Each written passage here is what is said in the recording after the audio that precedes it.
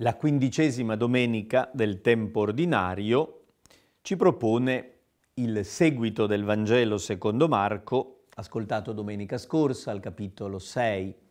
Dopo l'insuccesso di Nazaret riprende la narrazione, Gesù continua a passare per i villaggi e come sempre all'inizio di ogni sezione Marco racconta una scena di chiamata dei discepoli.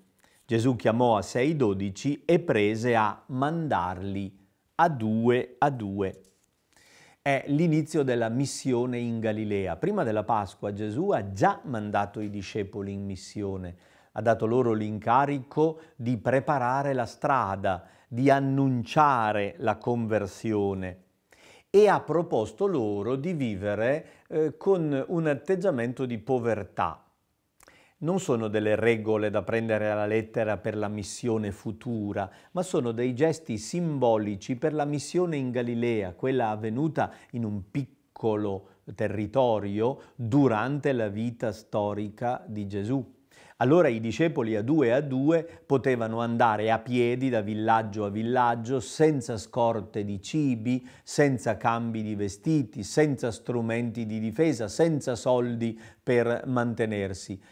Con una urgenza significativa. Dovevano dimostrare di avere premura, di avere qualcosa di grande da fare, di annunciare qualcosa di imminente, per cui non c'era tempo da perdere e non avevano strumenti se non l'accoglienza generosa di chi li poteva ospitare.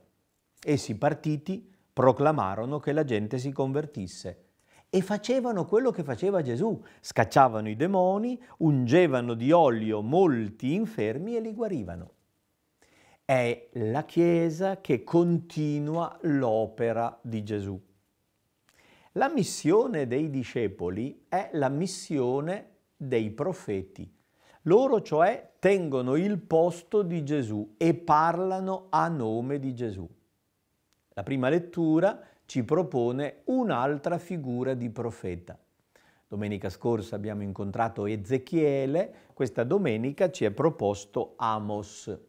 Dal suo libro ascoltiamo pochi versetti del capitolo 7, un brano che potremmo dire autobiografico, in cui il profeta parla di se stesso, sebbene in terza persona, e racconta l'episodio centrale della sua missione, quando cioè nel santuario di Betel, in Israele, nel Regno del Nord, venne scacciato in malo modo.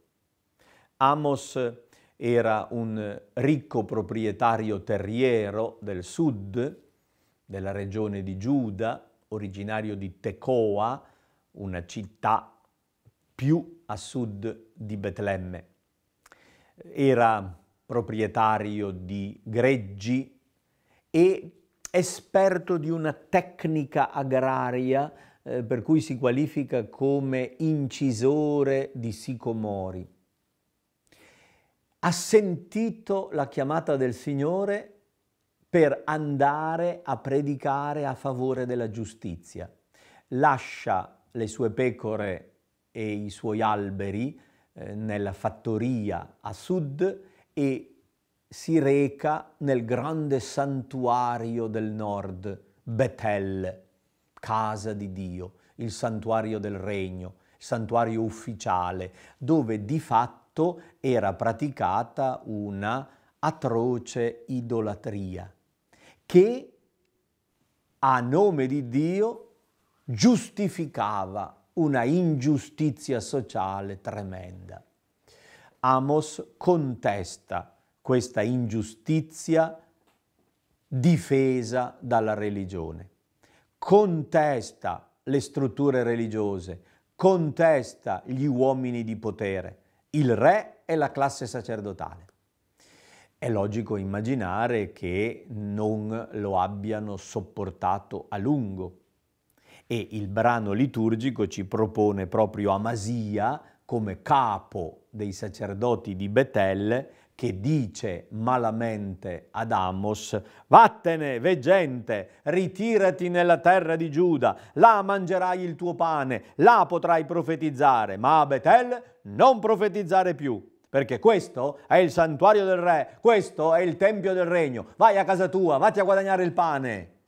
Lo prendono per un pezzente, un istrione, qualcuno che è andato a cercare il guadagno. Vai a fare il profeta a casa tua, vatti a guadagnare il pane. Il termine veggente ha un tono di disprezzo. Levati dai piedi, perché qui dai fastidio. Amos rispose ad Amasia: non ero profeta, né figlio di profeta, cioè non appartenevo ad una famiglia tradizionalmente profetica, non sono legato a nessuna confraternita, a nessun clan religioso.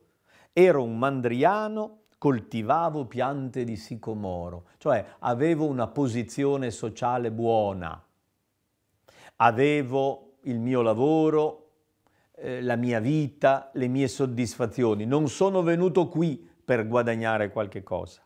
Il Signore mi prese, mi chiamò mentre seguivo il gregge, il Signore mi disse: va, profetizza al mio popolo Israele. Sono venuto qui perché il Signore mi ha mandato a profetizzare, cioè a portare la sua parola a voi. Sono qui non da me, ma perché mi ha mandato il Signore. E ho delle parole da dirti. E nel seguito del libro ci sono queste parole forti che Amos dice contro l'ingiustizia sociale, contro una religione connivente con l'ingiustizia. Mostraci, Signore, la tua misericordia, diciamo al Salmo l'84, un testo postesilico che celebra l'intervento salvifico di Dio, quando amore e verità si incontrano, la giustizia si bacia con la verità e dalla terra germoglia la verità, la giustizia si affaccia dal cielo. Si realizza il progetto di Dio. Dio vuole la giustizia. Il profeta ha difeso la giustizia perché è la volontà di Dio. L'autentica religiosità porta all'incontro di amore e di verità, di giustizia e di pace. Nella seconda lettura iniziamo a seguire la lettera agli Efesini. Sappiamo che la seconda lettura è indipendente dagli altri testi liturgici e ci propone una lectio continua dei testi apostolici. Abbiamo letto per alcune domeniche la seconda lettera ai Corinzi, a partire da questa domenica ascolteremo brani della lettera agli Efesini e cominciamo con il primo capitolo, il grande inno che apre questo scritto apostolico, un inno di benedizione fortemente giudaico, in cui si presentano le benedizioni con cui Dio ci ha benedetto in Cristo. Sia benedetto Dio, Padre del Signore nostro Gesù Cristo, che ci ha benedetti, ci ha scelti, ci ha chiamati, ci ha salvati, ci ha dato lo Spirito. In Lui noi siamo diventati eredi della sua grazia e della sua gloria. E il Vangelo che ci è stato trasmesso e che noi trasmettiamo a voi è proprio questo annuncio. Il profeta cristiano porta la bella notizia, comunica lo Spirito Santo, caparra della eredità. È quella giustizia di Dio riversata nei nostri cuori che realizza pienamente il progetto divino.